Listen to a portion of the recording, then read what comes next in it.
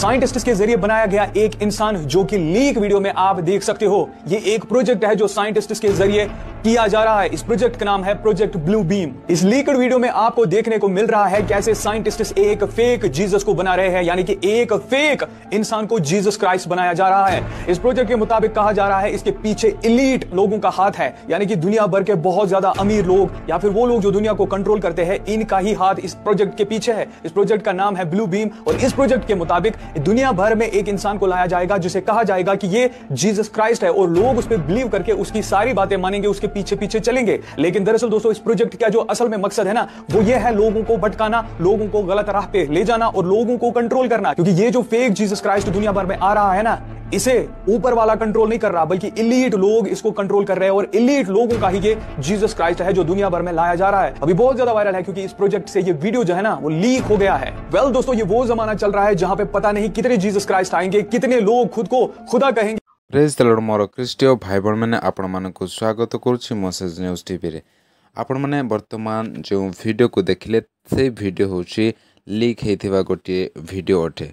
आउ साइंटिस्ट माने गोटे फेक जीसु ख्रीष्ट को बने अछंती। आउ एही प्रोजेक्ट रो नाम होची ग्लोविन। आउ सेही प्रोजेक्ट रू एपरी डुप्लिकेट जीसु को बने अछंती। आउ एहारो पछरे हाथ अच्छी बड़ बड़ धनी लोक मानकर हाथ रही अछि। आउ एही डुप्लिकेट जीसु को बनैबार मुख्य उद्देश्य हेउछि जे लोकमानंकु भ्रांत करिबा। लोकमानंकु कहिबे से डुप्लिकेट जीसु को बने जे ये होछंती जीसु ख्रीष्ट बोली लोकमानंकु कहिबे। आ लोकमाने कोन करिबे से तांकु फॉलो करिबे आ तांकर कथा सुनिबे बाध्य हेबे।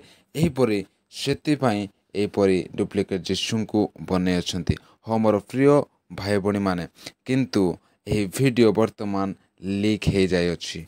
आउ बड़ बड़ लोक मानकर हाथ एहार पछरे अछि।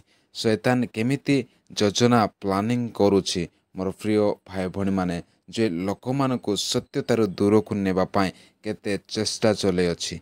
आउ एही अंतिम समय आमने एही सब घटना को देखुअछु। आउ प्रभु जीशु ख्रीष्ट मध्य प्रकाशित वाक्य रे अनेक विषय को कही के जाय अछंती। आउ से समस्त विषय गोटे गोटे हे धीरे धीरे घटिबा को लागु अछि। हाँ मोर प्रिय भाई बहन मैंने, से आम मान को सावधान ही रहिबा निहाती आवश्यकता रही अछि। आउ से आम को वाक्य को पढ़ा को निहाती आवश्यकता रही।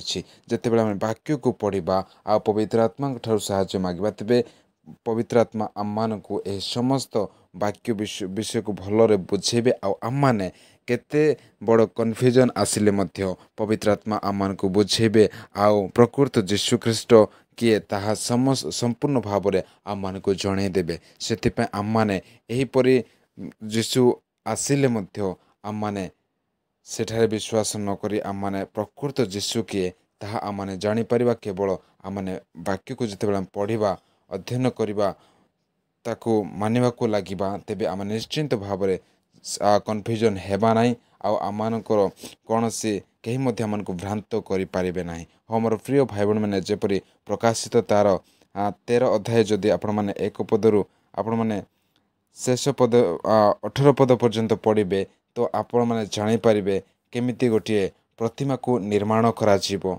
आउ से प्रतिमा कथा कहइबो, आ लोक माने तांको प्रणाम करिवे। एही समस्त विषय आम सेठारे देखि पारुछु। आपण माने पढ़िबे, तेबे निश्चिंत भाव में जानि पारिबे। मोर प्रिय भाई बहन मैंने, से आम को सतर्क होगाकू पड़ो। आम जिते अधिक प्रभु को उपस्थिति समय को स्पेंड कर वाक्य पढ़ा, तेबे आमने केबे मध्य कन्फ्यूजन हेबा नाही। हाँ मोर प्रिय भाई बहन मैंने, आपण मैंने ए समय पर्यंत ए वीडियो को देखि अछंती। प्रभु आपण मानकु आशीर्वाद करंतु। पुनर्बार समस्त को प्रेज द लॉर्ड।